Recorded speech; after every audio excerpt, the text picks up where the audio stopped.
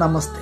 Acid ആക്രമണത്തിനിരയായ ഒരു യുവതി മാസങ്ങളോളം ആശുപത്രിയിലെ ചികിത്സകൾക്കു ശേഷം ഹോസ്പിറ്റൽ വിടുവാനായിട്ട് പോരുമ്പോൾ ഡോക്ടർ അവളോട് ഒരു കാര്യം മാത്രമേ പറഞ്ഞുള്ളൂ: നീ കണ്ണാടി നോക്കരുത്, അത് നിന്നെ തളർത്തും. എങ്കിലും കുറച്ചു മാസങ്ങൾക്ക് ശേഷം ധൈര്യം സംഭരിച്ച് അവൾ കണ്ണാടിയിലേക്കൊന്ന് നോക്കി. അവൾ തകർന്നുപോയി. മനസ്സാകെ ഇങ്ങനെ വീണ് ഉടയുന്നത് പോലെ. 2 കരങ്ങൾ അവളെ ആശ്ലേഷിച്ചു, സമാധാനപ്പെടുത്തി ഇങ്ങനെ പറഞ്ഞു: എൻ്റേതാണ് നീ എന്ന്.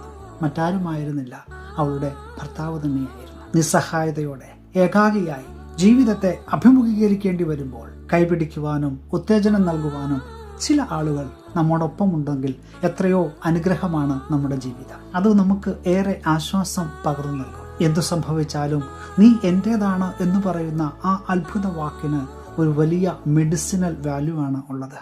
പുതിയ ദിനം അനുഗ്രഹത്തിൻ്റെ നല്ല ദിനമായി തീരട്ടെ എന്ന് പ്രാർത്ഥിക്കുകയാണ്.